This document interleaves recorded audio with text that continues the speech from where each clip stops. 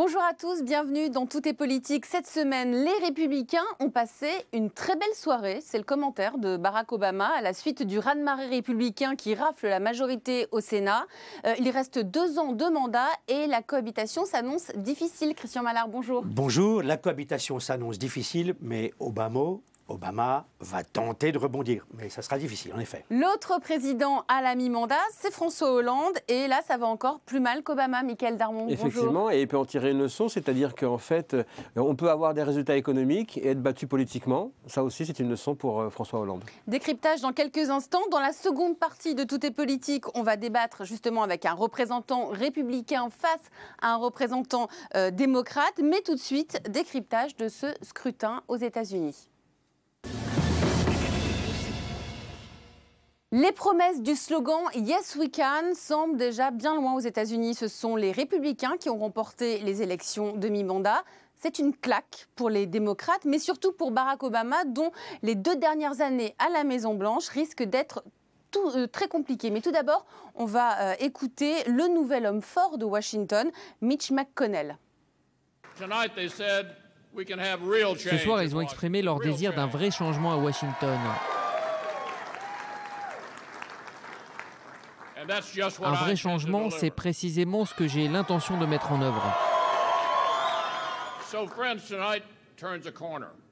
Donc, mes amis, cette soirée marque un tournant et le futur que j'envisage pour nous est brillant. Les Américains ont vu que les sénateurs démocrates nous ont affaiblis, à la fois chez nous et à l'étranger. Les Américains en ont eu assez.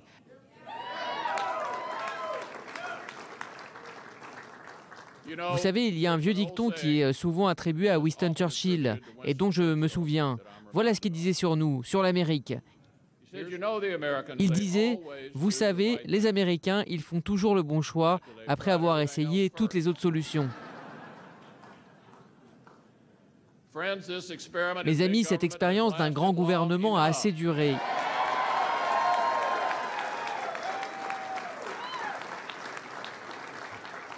Il est temps de prendre une autre direction.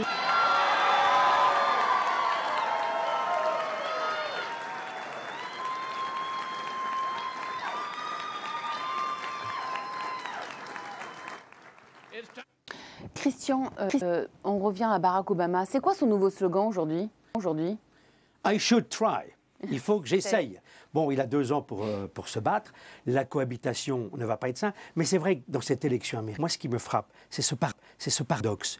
Vous avez un chômage qui est passé, un taux de chômage, 4 ans, de 8,3 à 5,9. Ce qui est bien. Il y a des millions, M. Hollande envirait cela en France, il y a des millions d'emplois qui ont été créés. Le taux de croissance est à 3,5. Bon, la dette, certes, elle est élevée à 16 700 milliards de dollars, c'est énorme. Mais enfin, l'Amérique redécolle, l'Amérique se porte mieux. Mais alors pourquoi cette sortie par la petite porte ? Les Américains se moquent du résultat. Ils ne le ressentent pas sur le fond. Ils ne ressentent pas encore les effets de cette nouvelle économie qui marche, qui redécolle. Et donc vous nous dites, Christian, que le bilan, finalement, n'est pas si mauvais que ça. Il est même bon. Mais donc c'est l'image qui a cloché ? Oui, c'est l'image.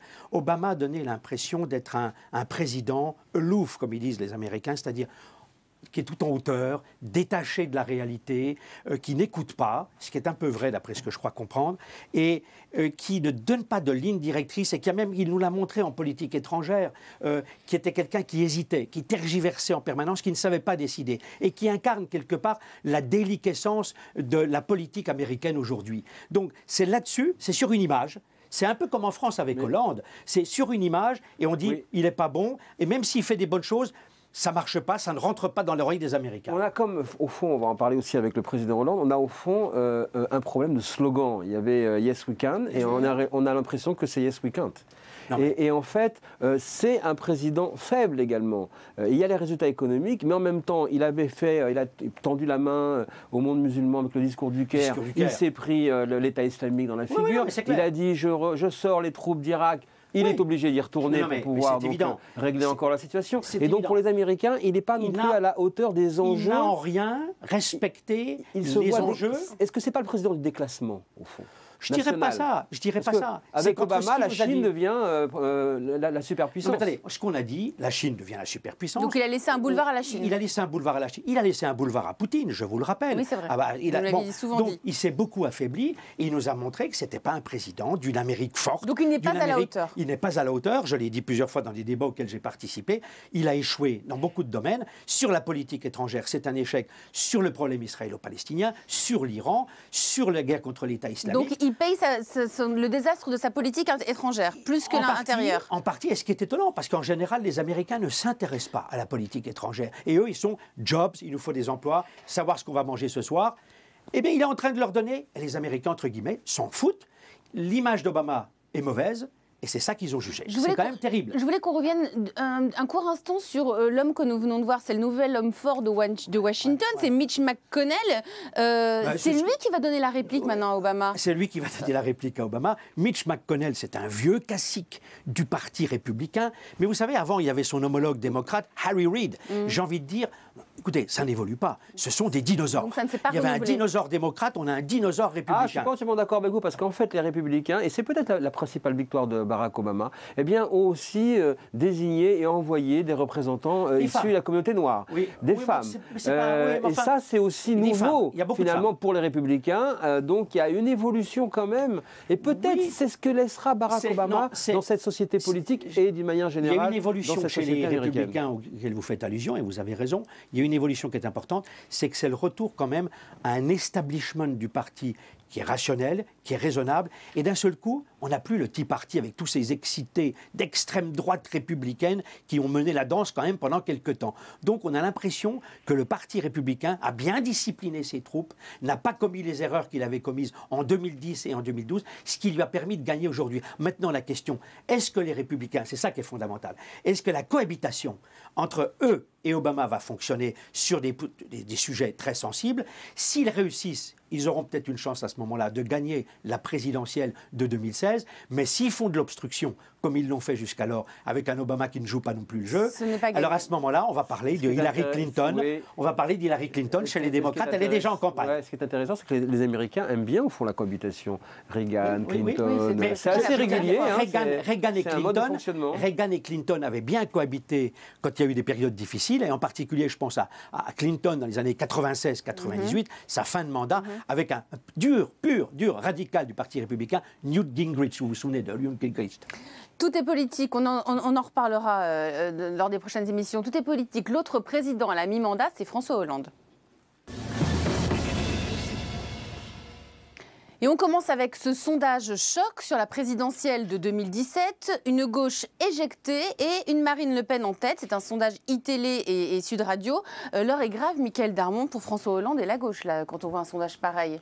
L'heure est grave, l'heure est même désespérée, parce que ce sondage montre d'abord, premièrement, la première information, c'est que dans tous les cas de figure, c'est Marine Le Pen qui, si on devait voter ces jours-ci pour l'élection présidentielle en France, eh bien, c'est elle qui arriverait au second tour, en tête, entre 27% et 32% donc, des suffrages, selon les cas de figure. Et la gauche totalement absente. Et la gauche totalement absente. Parce que c'est un sondage. 2 ans et demi bien entendu, mais Marine attention. Le Pen, vous verrez que dans 2 ans et demi, elle ne sera pas... Et vous savez, sur les sondages, il y a toujours deux approches. On dit on est à 2 ans et demi et ça ne vaut rien. Ou alors on dit, comme on l'a dit souvent d'ailleurs avec Nicolas Sarkozy entre 2002 et 2007, tous les sondages indiquent que c'est vers quoi on va aller. Donc, en ce moment, c'est la photo. La photo, elle raconte quoi? Elle raconte tout simplement l'effondrement du rapport droite-gauche. Il y a la gauche est effondrée aujourd'hui en France. Marine Le Pen en profite. Le seul à pouvoir faire jeu égal avec elle au premier tour à droite, c'est Alain Juppé, dans le cas où François Bayrou ne serait pas candidat. François Bayrou, il ne sera pas candidat, il a dit qu'il ne serait pas candidat. Il l'a dit officiellement. Mais ça reste de la politique. Il a dit qu'il le prendrait s'il ne serait pas candidat, si c'est Alain Juppé qui est désigné. Voilà. Mais aujourd'hui, c'est ce cas de figure-là. Et donc, ça renseigne sur cette mi-mandat, effectivement, où on voit un François Hollande au pied du mur et qui va tenter quand même de relancer la machine et de reconquérir les Français. Je ne vais pas jouer sur les mots, mais enfin, j'ai l'impression que c'est Desperate House President qui a besoin d'une émission de secours cathodique pour se sauver. C'est ça qu'on attend au bout de 2 ans et demi. Alors on en parlera, mais c'est effectivement toujours la recherche du Graal, la grande émission de télévision à mi-mandat. Oui, Nicolas Sarkozy l'a fait également en son temps. Il s'en fait pas plus que ça, parce qu'il y a quelques années, il était à 3%. Exactement. Donc il ne les regarde peut-être pas, ce que se disent les proches de François Hollande. Ils se disent, on a été donc autour de 3% avant, quand c'était Dominique Strauss-Kahn qui dominait les sondages avant l'élection présidentielle. Aujourd'hui, on se retrouve à 4% selon certains sondages. Eh bien, ça lui va bien. Ça explique la sérénité. Ça explique le fait qu'on se retrouve avec François Hollande dans le moment qu'il affectionne le plus. Dos au mur, tout est perdu et il faut quand même sortir vainqueur. Ça, c'est la première des choses. Mais on voit bien également, et il s'en souvient parfaitement, il était dans l'ombre de Lionel Jospin, avoir des résultats économiques, bien, ça n'est pas suffisant. Lionel Jospin avait la bonne équipe, les résultats économiques, la croissance, et il a été balayé au premier tour. Ça veut dire que c'est l'articulation politique qui va compter. Et à partir de maintenant, tout ce que va faire François Hollande, il ne faudra pas comprendre autrement et penser à autre chose. Ça va faciliter l'analyse. Hein. Je vais vous dire, ça va être très simple. 2017, tout ce qu'il fait, c'est pour être réélu. Alors justement, 2017. Tout ce qu'il fait, iTélé a eu la chance de le suivre pendant plusieurs jours. Et là, on voit un François Hollande qui est prêt à tout pour revenir vers les Français. Oui, on voit un François Hollande qui est devenu, en tant que président, l'ombre de lui-même et qui, pour s'échapper de cette fonction qui l'enferme aujourd'hui, selon lui, eh bien, il redevient candidat.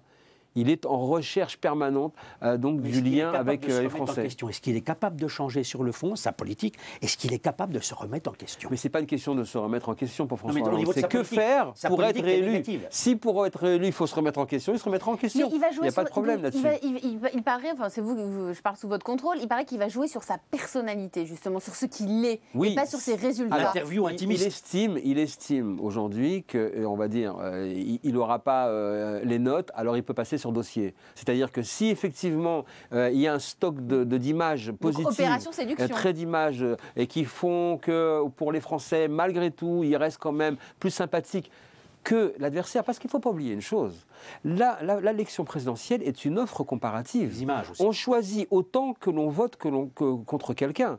Et lorsqu'on parle effectivement avec beaucoup déçus de François Hollande, et qu'on les entend dire vitupérer, être déçus et critiquer l'action présidentielle. Et puis après, question d'après, est-ce que face à Nicolas Sarkozy, vous recommenceriez? Ah ben non, au moins...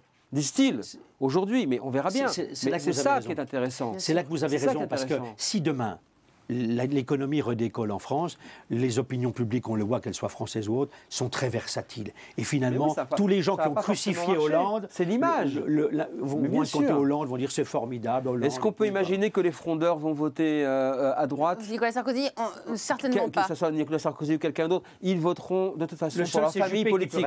Et après, effectivement, l'élection présidentielle, c'est une offre comparative. On choisit aussi contre quelqu'un. Tout est politique, les images de la semaine. Christian, votre image de la semaine, c'est le World Trade Center. C'est la nouvelle tour centrale du nouveau complexe du World Trade Center. 13 ans après, qui vient d'être inauguré, où les gens maintenant montent dans les étages, travaillent et tout. 2000 salariés, là. 2000 salariés, et pour moi, ça incarne quelque part ce courage des Américains. Hein, ils ont des défauts, mais enfin, c'est le renouveau, c'est la renaissance américaine. Et puis, quelque part, c'est un non-dit, mais c'est un peu la lutte antiterroriste, puisqu'ils ont été victimes de cet attentat terroriste. Et là, c'est encore une tour, c'est la plus haute des États-Unis. C'est la plus haute tour des États-Unis. Mètres. Et je crois que c'est quand même une réplique et puis un coup contre le terrorisme, affiché contre le terrorisme en disant, écoutez, vous voyez, nous, on sait renaître aux États-Unis, on nous attaque, mais on sait répliquer. Michael, vous, votre image de la semaine, c'est une vidéo qui a quasiment 30 ans et ça se passe entre l'ancien président de la République, François Mitterrand, et l'ancien présentateur vedette Yves Mourouzi. On la regarde d'abord. Vous savez ce que c'est que Chebran? Vous savez, moi, quand j'étais enfant, déjà, on inversait l'ordre des syllabes dans le mot. Hein. C'est pas très nouveau, ça. D'autant plus que vous savez dire branché, bien entendu, je ne vais pas faire le malin, très informé, mais c'est déjà un peu dépassé. Hein. Vous auriez dû dire câblé. Voilà, l'image de la semaine, c'est en fait une image présidentielle. Pourquoi? Parce que cette émission, en avril 1985, est l'émission qui a relancé François Mitterrand. Il était au fond du trou.